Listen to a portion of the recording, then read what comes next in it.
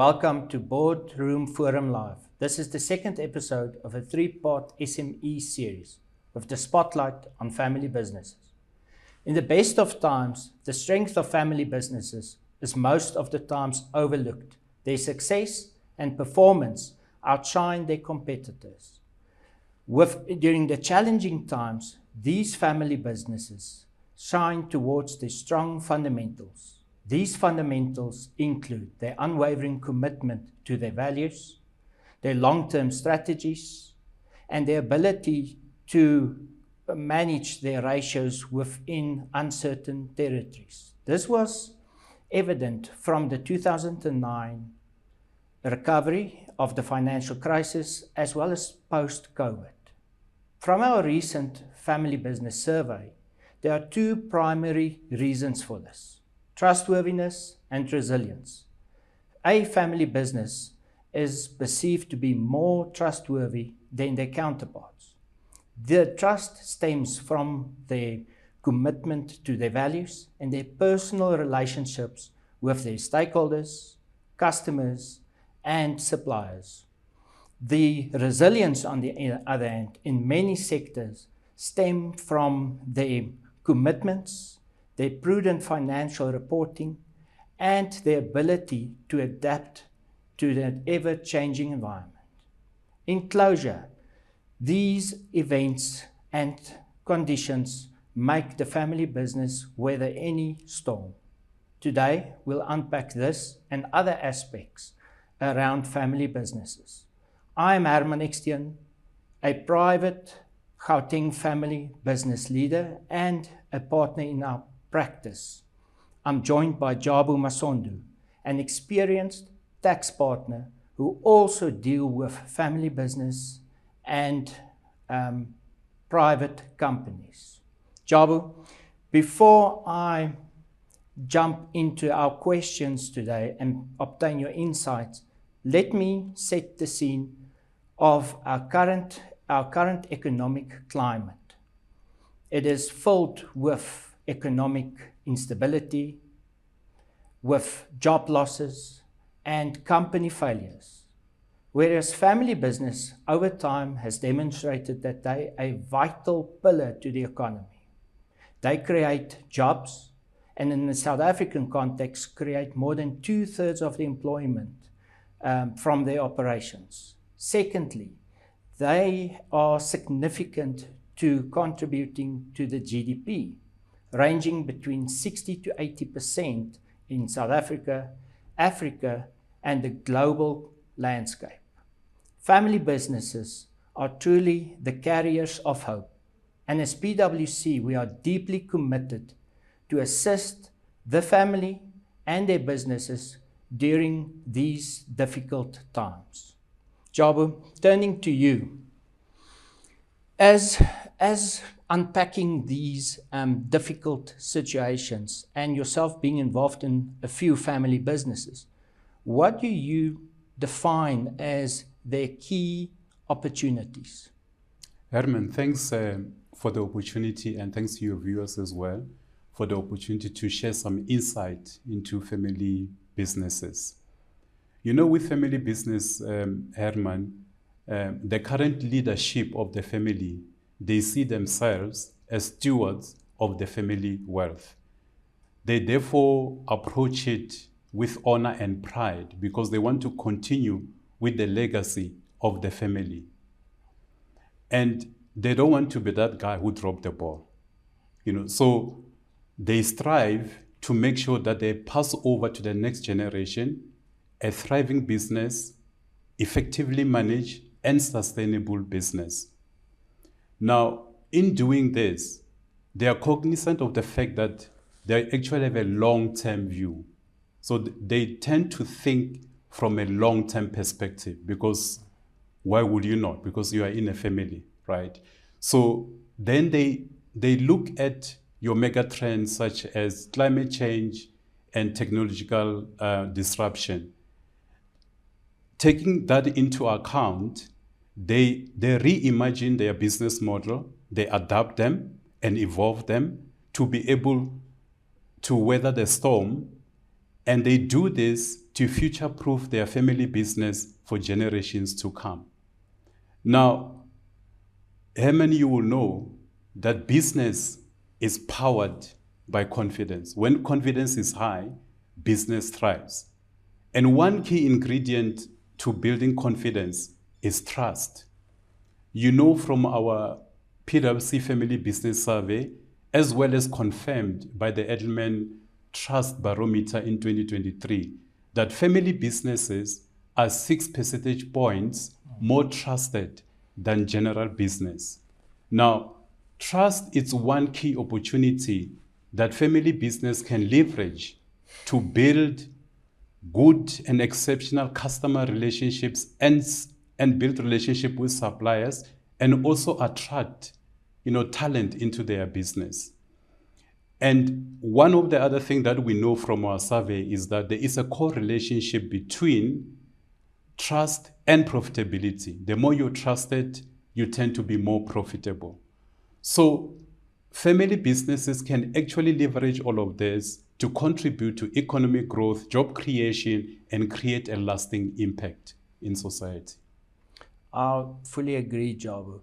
For me, what stands out is the family legacy, as that underpins all the opportunities for a family business to be a reputable enterprise in the future, but also develop their local communities.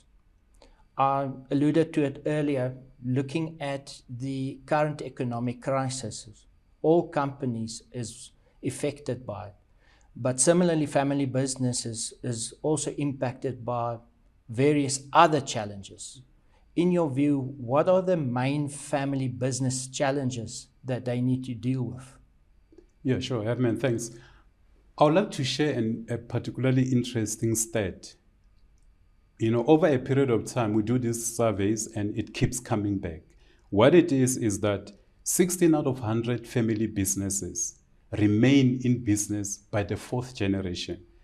And the biggest contributor to this is not really business failure. It stems from the challenges that any family business will encounter. Some of the challenges that they deal with are questions like, when to replace a founder, do you replace them with a family member or a non-family member? How do you deal with family ownership? What about adopted children? What about spouses and partners? And how do you deal with a scenario where a family member wants to exit the business? What are the terms and conditions of such an exit? And how do you deal with the valuation of such an exit? You can imagine where the family has grown. Now you've got cousins and siblings and all of that, So how do you deal with conflict with family members?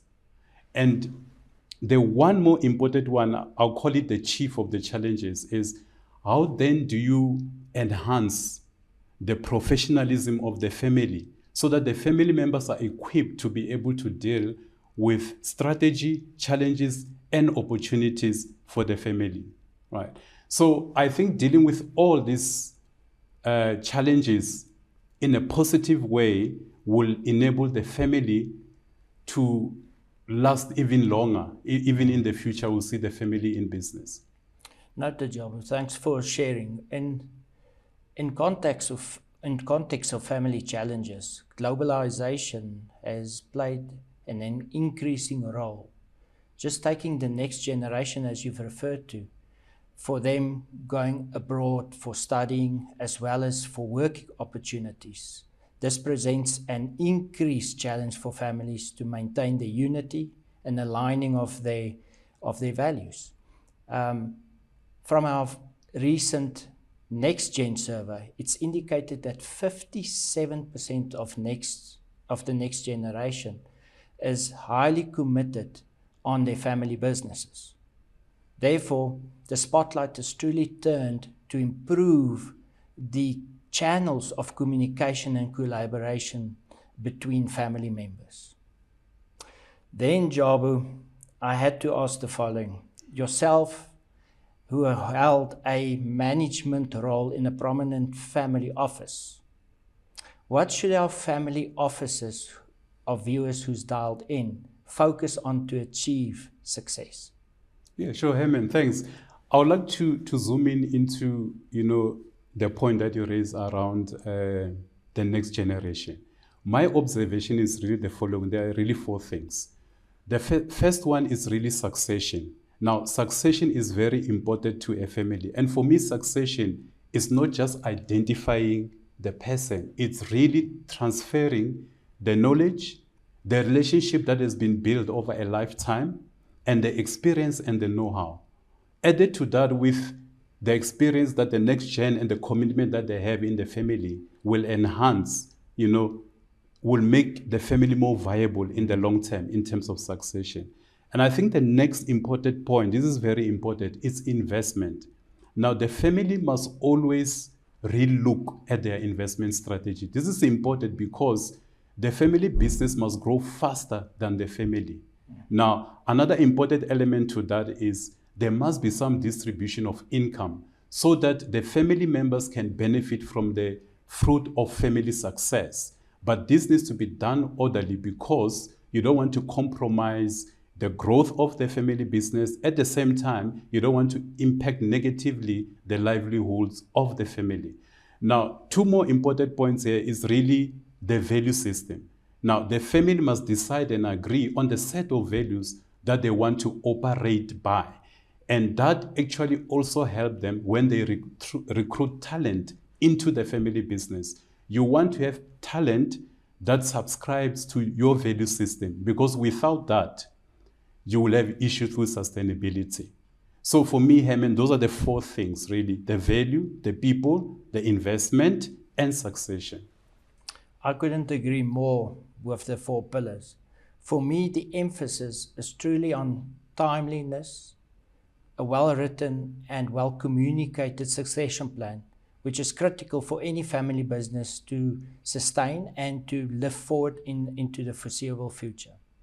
Jabu, thank you for your time. Thanks for your insights and the comments that you've shared with our viewers.